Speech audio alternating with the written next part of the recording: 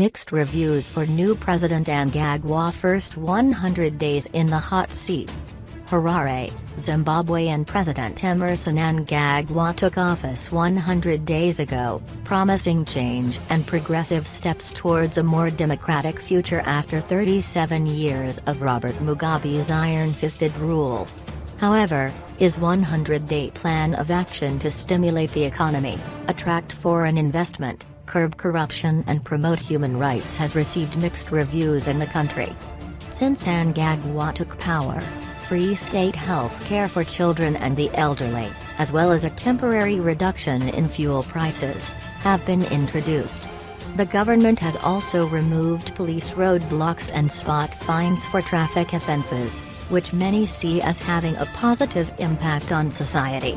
The proposed establishment of special anti-corruption courts and the arrests of several high-profile figures on allegations of corruption has also been welcomed by the public, but some, including Ida Sabanda, a 57-year-old former school teacher, say more must be done to root out corruption. He has done a good job so far in getting rid of roadblocks and arresting corrupt people, Sabanda told Al Jazeera. But there are some in his own cabinet who must go behind bars. In his crackdown on corruption, Mnangagwa issued a 3-month amnesty in December to return looted money. According to the new president, at least $250 million out of an estimated $1.3 billion externalized funds have been repatriated since the amnesty began. In an effort to re-engage with the world with the aim of reviving Zimbabwe's economy, Mnangagwa has cut new deals with Belarus, Russia and China. He also recently commissioned a South African company to supply hundreds of train wagons and locomotives for $400 million for the National Railways of Zimbabwe, NRZ, a struggling state-owned enterprise once hailed as Southern Africa's transport beacon. Government efforts to revive industry, which currently operates at less than 50% capacity, has some hoping a better future might be possible. Job creation hopes. Gilbert Nyoni, a 48-year-old self-employed panel beater, said the $20 million lifeline recently given to the cold storage company, CSC, shows some sign that one of the country's largest meat abattoirs could soon operate at full capacity. Nyoni, who currently works at a car scrapyard behind the giant slaughterhouse, said he hopes that efforts to support CSC would translate into job creation. I can feel some change even though it's small. Things may not be where we want them to be, but I think if this government continues working, we'll get there, Nyoni told Al Jazeera. If industries like CSC and others are reopened as the government, promise, then there will be real jobs for people. While some see signs of change on the horizon, others remain skeptical as long bank queues and cash shortages persist. After 100 days I can't see the change. If anything, things are changing for the worse and not for the better, said Marshall Vandazura, 27, who makes sofas in a dimly lit workshop behind the CSC.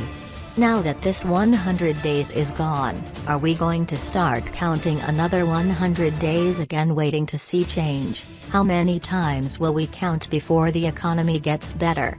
For his part, Mnangagwa has called for patience, citing years of economic decline. In a recent video chronicling the successes and challenges of his first 100 days, Mnangagwa reminded people change was not an overnight process. We must of course be realistic and recognize that it takes more than 100 days to recover the economy, Mnangagwa said. Real change takes time. Samuel Habi, the director of Public Policy Research Institute of Zimbabwe, PRIZ, which has worked with the government on the 100-day plan, echoed the president's sentiment. The idea of the 100 days plan is to inspire confidence, not just to a few people, but to all of us as stakeholders in Zimbabwe, Habi told Al Jazeera. 100 days doesn't mean there'll be immediate changes on the ground, but it's to say there are significant indicators that show it is possible to embark on change and the political leadership to do so is there.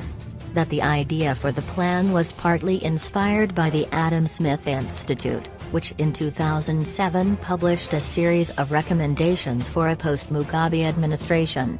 "We are tired of being an embarrassment to the world because of bad leadership," Mugabe said. Unlike Mugabe, who had frosty relations with the West, Mnangagwa has prioritized re-engagement with Western powers. Mnangagwa has promised peaceful and credible elections in September, but the EU maintains Zimbabwe will not receive significant support until meaningful electoral and democratic reforms are made. The US recently extended targeted measures against senior ruling ZANU-PF members and associated companies because they continue to pose an unusual and extraordinary threat to US foreign policy, according to a letter issued by President Donald Trump. Breakthrough needed. Despite the setback, Mnangagwa continues to chant the mantra that Zimbabwe is open for business, but human rights activist Evan Mawarire questions whether Zimbabwe is free enough. Mawarire, a pastor who faced charges of subversion under Mugabe for calling for protests, told a human rights summit in Switzerland last month that Zimbabwe needs a breakthrough of democracy and the rule of law. Mawarire, like other activists, urge Mnangagwa to do more for human rights, including the alignment of laws with the Constitution, as well as the repeal of repressive laws and greater tolerance of alternate views. Under Mnangagwa's leadership, there have been several tense confrontations between the police and activists who are critical of the president's alleged role in past ethnic massacres and the government's current prohibition on the coronation of the traditional king of the minority Ndebele group. Chief Nhlanhla of Ntabazinduna, a rural hamlet 40 kilometers north of the second southern city of Bulawayo, questioned whether Mnangagwa's rule amounted to a less repressive leadership. "If at the early stages of the so-called new dispensation we fall at the first hurdle, then to me as a traditional leader here, I begin to question whether indeed there is a new dispensation. As a chief, my goodwill only lasts insofar as I see this government respecting me, and respecting my culture," Ndayini said.